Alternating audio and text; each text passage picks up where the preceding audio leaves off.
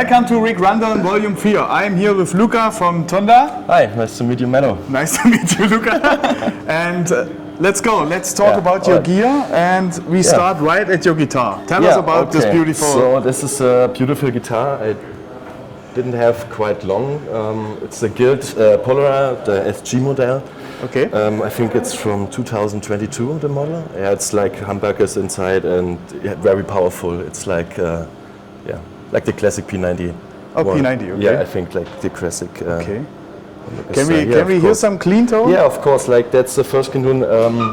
It's with the orange amp. I'm playing with 2 amps. I'm splitting them, and that's the orange DH30.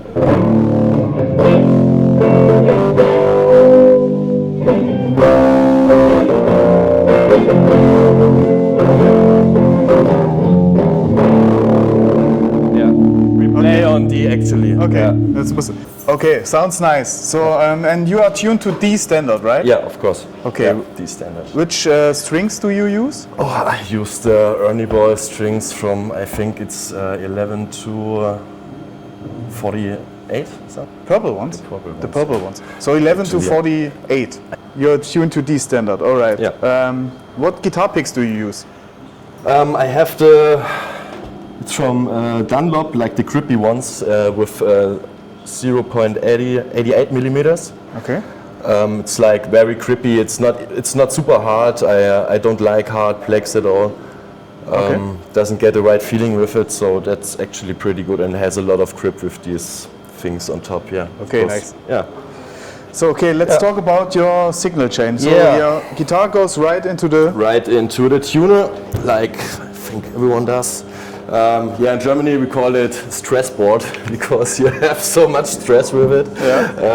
I'm running into my tuner, from the tuner into an equalizer, which I normally use as a boost, like for some solos and some mid-boost things. Here's a distortion pedal for some intros. It's the DS2.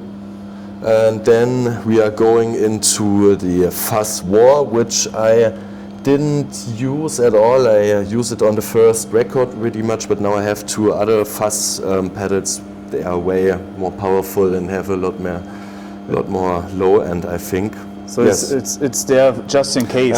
It's just in case I didn't put it away. Yeah, so of course. Okay. And then I have actually a new one. That's a pretty sick pedal. It's from ABY Custom FX. Like it's a French company, I think. And it's like chainsaw sound, like the classic. Yeah, of course. Like let's hear something. Let's kick it on.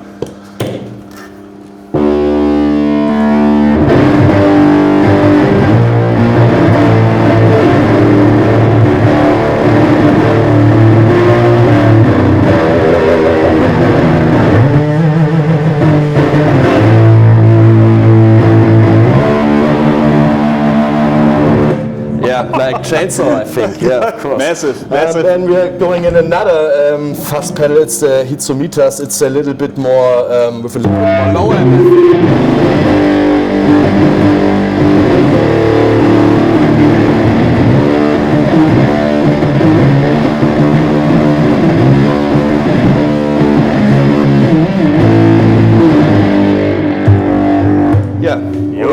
That's another fuzz pedal, and then we have the Fernweh from Jupiter Effects. It's a German company. I think they are in Hamburg, I guess. And it's a pretty hard delay pedal. You have to figure out what you can do a lot of things with it. And so basically you have one delay, and you can put a second delay on it over top. So you have two delays on one another on one.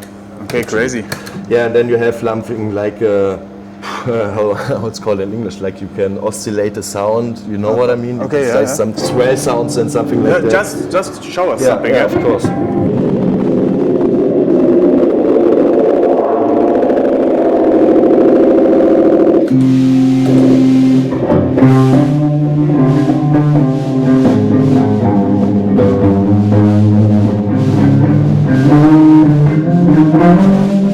Yes, that's the delay pedal, and at the last thing, sorry, I have to correct it. At first there is a phaser and the lip pedal is the last one in the signet chain. Okay. So it runs actually from the fast pedal into the Phase 90 MXR, like the classic phaser everyone knows, I think. And then we go through the Fernweh delay pedal. And then into my ABY switch pedal. So because you're using 2 amps, right? Of course, yeah. Okay, and that's all in front of the amp? It's all in front of the end, yes, of course. Okay. The pedal works pretty well in front of the, you don't have to put it in the signet chain, like in the back of the amp. Yeah, of course. Which brings us to the amps, I would guess. Yeah, okay, of course. Let's talk amps. Let's talk amps. So actually I have playing 2 amps. Like the first one, it's my head amp, the lead amp for the like higher gain sounds a little bit, and I will play that on I have a cap right down here, like it's a beast. It's actually a pretty beast. You have two sections, and the top sections is 2x12. Okay. And on the I'm playing the orange over the 2 and 12, 2x12 caps, and then we have the Laney GH50L, which runs into one in the 15.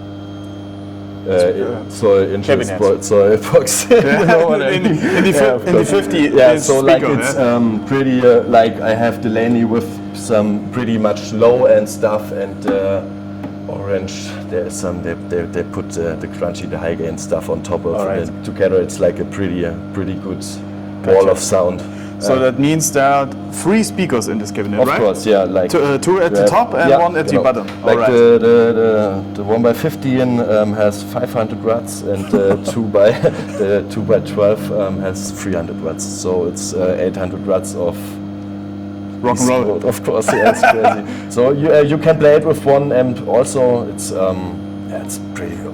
That's crazy. It's it's a beast. That thing. Yeah, of course. Looks nice. Yeah. Okay, I think we got it. Yeah, I think Luca. that's it. Yeah. That was it. Yeah. Thank you, Luca. Thank you too. And have a nice show today. Yeah, of course. Thank you very much. All the best. Run Ric down. Run Ric down. Gotcha. Okay. You know what I mean, man. See ya. Yeah, of course. Thank you. Thank you. So, we switched over to the next guitarist from Tonda. Johnny, nice to meet you. Pleased to meet you, mate. So, we do the same as we did with Luca. So, tell us about your beautiful black Les Paul guitar. So this is a 70s Framos. I guess the company still exists, but they don't build like this classical guitar anymore. But this one is from the 70s, I guess 87 or something, and it's high quality, better than the Gibson models from that time. Okay. And yeah, that's I swapped, but I needed to swap the pickups. These are DiMarzios, a little bit harder, a little bit more output. Super distortion or something? No, I guess, I don't know exactly. This is a tone zone or something like that, and this one has like just a number I don't really know. But yeah, the neck one is pretty hot, and yeah, it's good for the solos. Yeah. Yeah. The bridge one. I also sorry. swapped that. All good. Okay. Yeah, it's a pretty nice guitar, and it's solid, and I needed to do a refret before some years. Okay. But yeah, I love it. And D standard is the tuning? Yeah, we also exactly. Yeah. And what string gauge do you use? Oh, I guess at the moment these are the beefy top and slinky bottom, or swapped. Yeah, I guess beefy. Yeah, it's from Ernie Ball, and yeah, it's like the orange ones, or the like pack is orange or red? It's kind of like that. Okay. So in between, yeah. I experiment a little bit. Before we made music together, I played lighter Gorg strings, 42s at the top or something. 42? Yeah, pretty thin, yeah. I was a sucker for Tony Iommi, and I thought, okay, let's play light strings. But I'm pretty happy at the moment. It's good, yeah. Okay, and what plex do you use? I use the same plex as Luca. We kind of like, we bought a few, and these are the one we stick to now. Yeah, that's Dunlop 88s, always the heavy grip, and these are good ones. And yeah, there's no need to try different one, and I'm pretty happy with them. Yeah. Never change a running system. Yeah, that's the way. Okay, so then I guess we talk about your beautiful pedalboard. Yeah. Right. So okay, Johnny, then walk us through your signal chain, I would say. From the guitar, you go into what? Yeah, that's my tuning device. I guess it's a pretty normal cork one that everybody is using with a special color. Yeah, that one works perfectly still. Yeah, then we go from the tuning device to the power wah from Morley, I guess. That's just a wah, the first wah I bought, and yeah, I'm sticking to it. You have full control. There's no spring on the back, so you can absolutely nicely control the level you want it. And so, do you need to kick it on, or is it on as soon as you? I need to kick it on here, and then you can. Yeah, and also you have the boost function. That's also pretty nice. Yeah. Okay. But, yeah, it's very big, so that's a downside from this, but it's a nice pedal. Yeah. Okay. So then we go to the Holy Stain from Electro Harmonics, just a little bit for the atmosphere, a little bit. I just usually use the hall reverb section. It's just for the spheric parts of our newer songs. It's a little bit more psychedelic and a little bit less sludgy, doomy. Yeah, it has a lot more functions, but I don't need it fully used. That's a nice sound, the hall reverb. Okay. And from there, I guess we go to the clean boost. I just use for the solos. It's an orange 2-stroke. You can perfectly dial the different frequencies here and boost the signal, and it's pretty much like an equalizer, yeah, with a boost function. But you don't get a lot of more distortion or overdrive with it. Just a clean boost, yeah. Just a hotter signal. Yeah, exactly. Yeah, that's okay. And yeah, as I said, just use it just for the soli. From there we go to the overdrive. That's just for like when I'm just to crunch the clean signal a little bit and give it a little bit more high top end. That's my first pedal I ever bought. I have it like for 14, 15 years or so. It's still with me. So let's hear, kick it on. Let's hear something.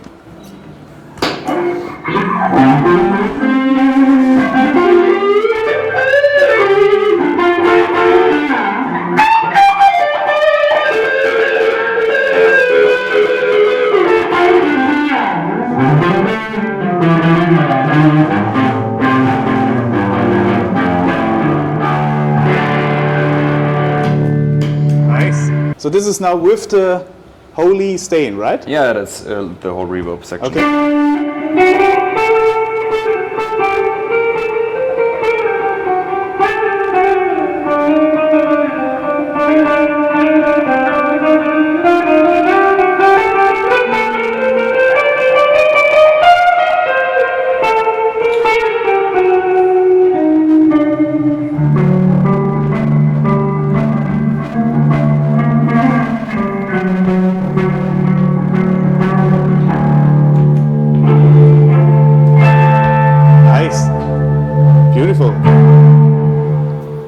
Sounds great.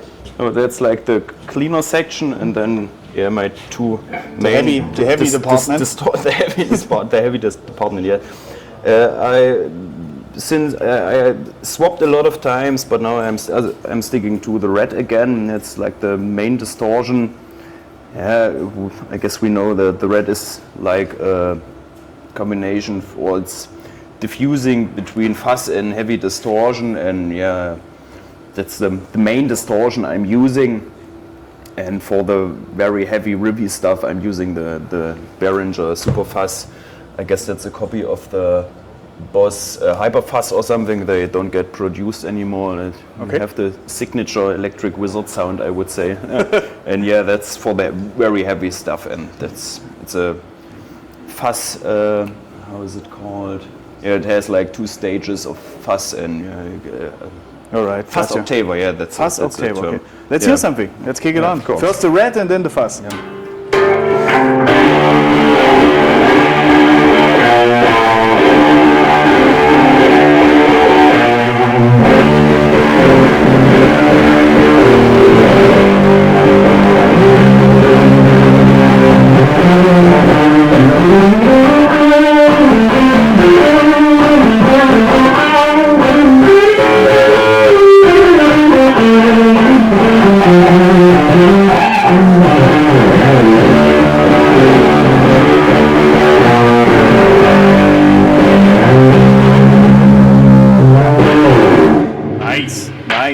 So this was the red, Yeah. and now we kick in the fuzz. Yeah. Let's go.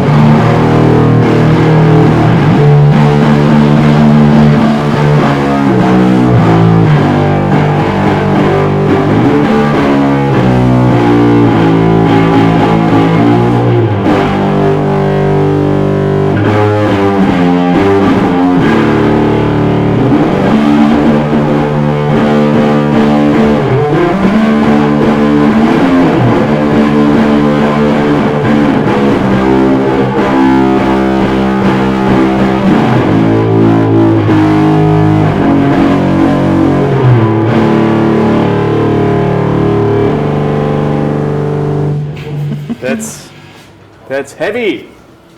All right, so thank you, and the only thing we gotten covered right now is your amp. Yeah. All right, so let's go to the amp. So tell us about your beautiful So yeah, machine. that was always the amp I wanted to have, and I have it now since half a year. And I bought it from a dude in Hanover, in the near of Hanover, and his father played this amp exactly in this cabinet in his 80s heavy metal band that's called Lucifer.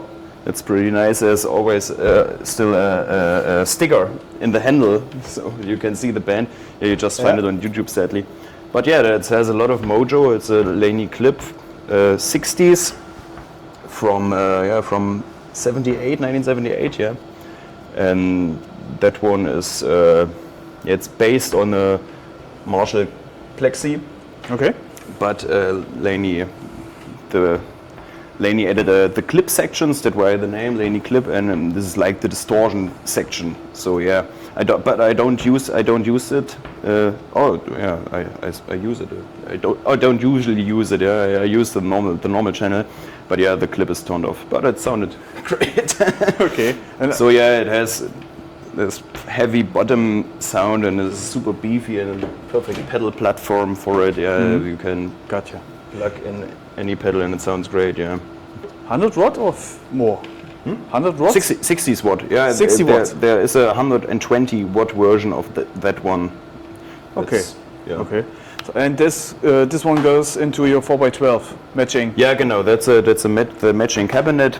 But I don't know if they replace the speakers. There are Fane speakers that usually were put in the high watt. Oh, Yeah, that's in great. the high watt That's great. speaker caps. But yeah, that's a lot of bass, and yeah, it's just such a heavy bass for the music we are doing. It's great, yeah, and it sounds pretty vintage. Yeah, it's not a modern amp, of course, but yeah, the bluesy tones and so Yeah. the way I'm playing, it's great. It sounds perfect. Sounds killer. Sounds killer. Yeah. So I think we got it. Yeah, nice. Johnny. Thank you. All right. Thank you very much, my friend.